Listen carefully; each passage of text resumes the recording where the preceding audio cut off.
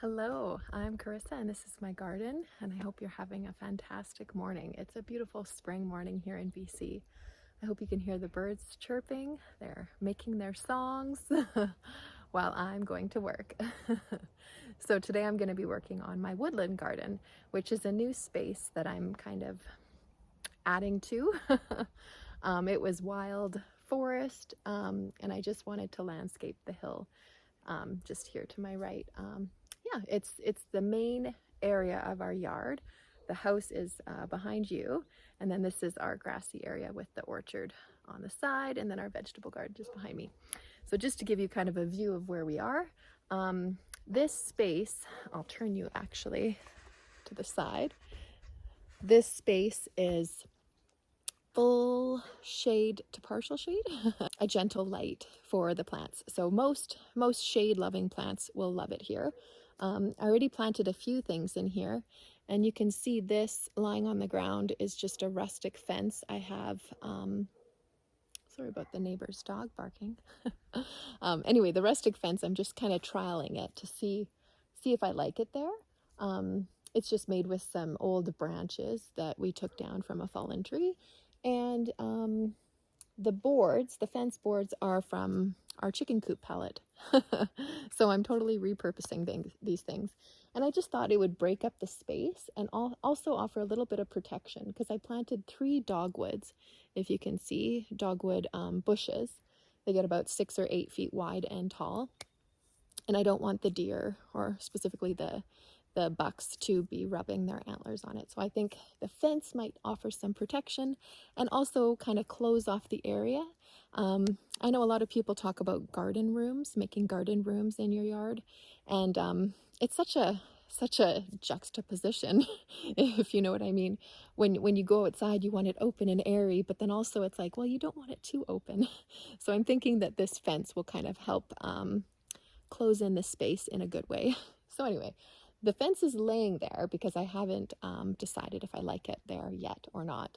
And then, like I said in a previous video, the stump was left there. The way it was cut, it looked like a chair. And then I had my dad, who took it down, leave it because I just thought it was cute. But now I'm thinking, I don't really like that. I think I would rather have it as a base for a bowl-shaped flower pot. So that's what it's going to be.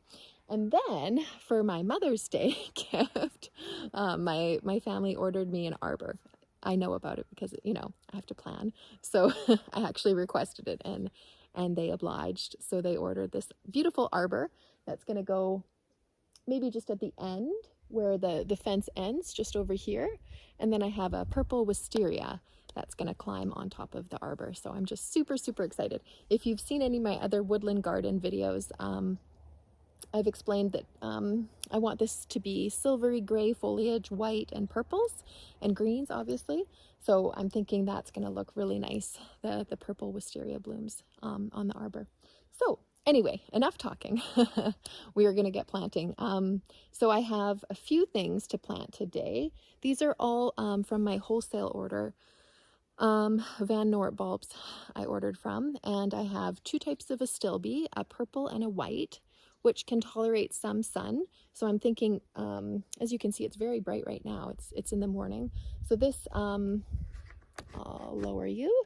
This area right here is where I'm thinking the Astilbe is going to go, because they do prefer a little bit of light just so that they can bloom. So the Astilbe will be here. This is Scotch moss that is either shocked and it's not happy with me. There's still some growth underneath, so I'm thinking it just had a little bit of dieback from the shock of transplanting. So anyway, I hope that comes back. But anyway, Astilbe white and purple will be mixed in here, as long as alongside Brunnera, Jack Frost. So I think that'll be a really nice combination. And the Astilbe I will be using in cut flower arrangements because it does well for cut flowers. Not sure about the Brennera, but it's worth a try. Anyway, but I think this will look really nice to have the silvery green-gray Brennera foliage, and then the Astilbe, which is like a fern-like foliage, and then the blooms are more of a linear type cluster bloom, if that makes sense. Yeah, so that's the plan for this lower area. I'm just going to back you up actually, because I added this rock terrace here, you can see all the way down. So this front area is going to be a mix of that Brennera and Astilbe. And then I also have Pulmonaria, which I planted here, a different variety I got from Costco. You can see the pink blooms. There's 3 of them there. And then I'm thinking it would be really nice to have a large amount of Pulmonaria all around here, just filling in that middle area below the dogwoods and above all of this. So that's where the Brennera is going to go. And I think I have one more item. The Lictrum. Yeah, this is the Lictrum. It's also called Meadows Rue, I believe. But it wants more sun than this space offers. So I'm going to maybe plant it just to the left of this woodland area. So to the left of here is my pond. Where is it? There it is. Okay, so on the hillside here, I'm starting to landscape. So I think that's where the Lictrum will go. It's a cottagey type of flower, and it gets quite tall. But yeah, like I said, it wants full sun, so it'll be on the other side of the cherry tree, because this cherry tree offers some beautiful shade for this woodland garden, and that's why it wants shade. Anyway, yada yada yada. I'm going to get planting. So all of these are bare root perennials, so there's not going to be anything really to see, but I'll show you kind of where I placed it, and then I will obviously give you some updates as the season progresses and as they start to put on some new growth and fill in this beautiful space. I'm really excited to see what this area is going to look like. Obviously there's some grass and weeds that I'm going to pull as I'm planting, and then I think the final touch will be mulch. Yeah, which is just such a nice finishing touch. Anyway, let's get going. Here is white Astilbe. So I'm just going to be placing these directly on the soil just to get the spacing correct, because I believe these want to be 12 to 16 inches apart.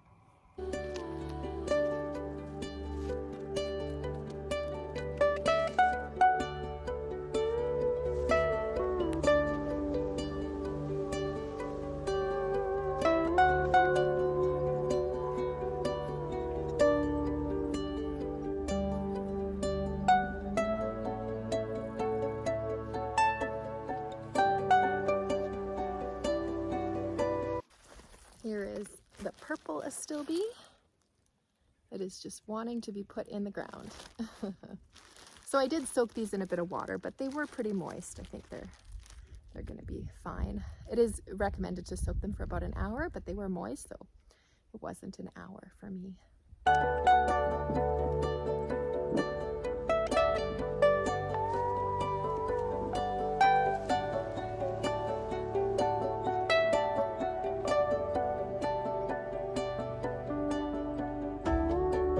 All right, here is Brunnera.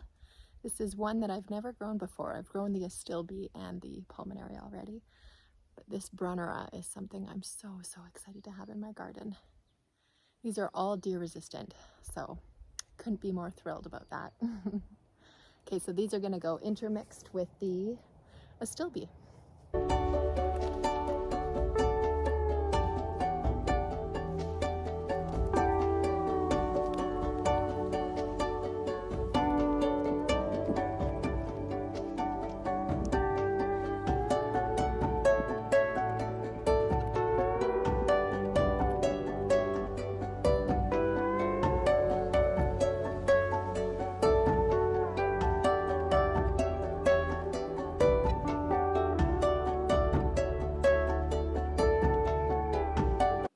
All right, that was 75 placed.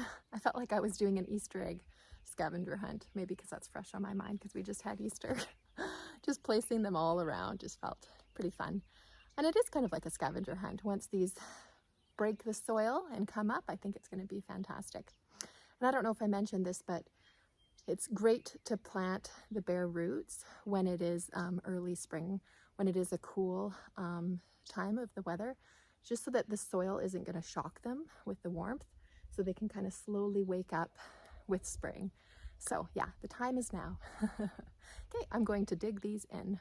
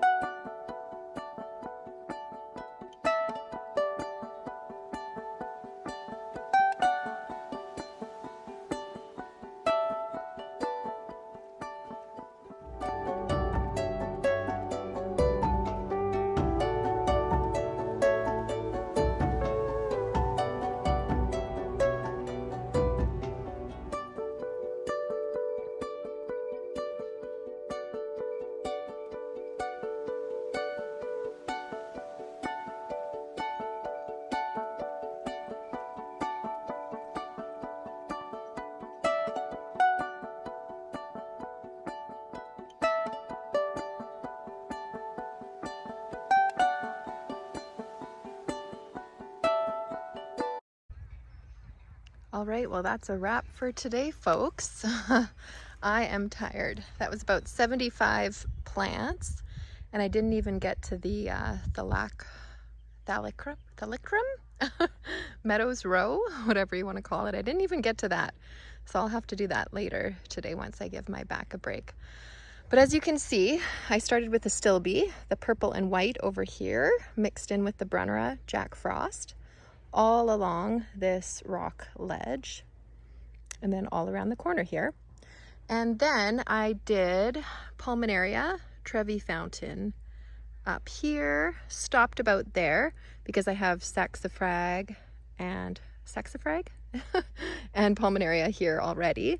So yeah, the other Trevi Fountain stopped there, started again here, went a little bit on the hill, and stopped about there. So I cannot wait to see how these fill in. I'm very, very excited. This is a Mugo Pine right here, mixed along with some allium. Oh, I'll get a little bit closer. I planted this allium last fall around it.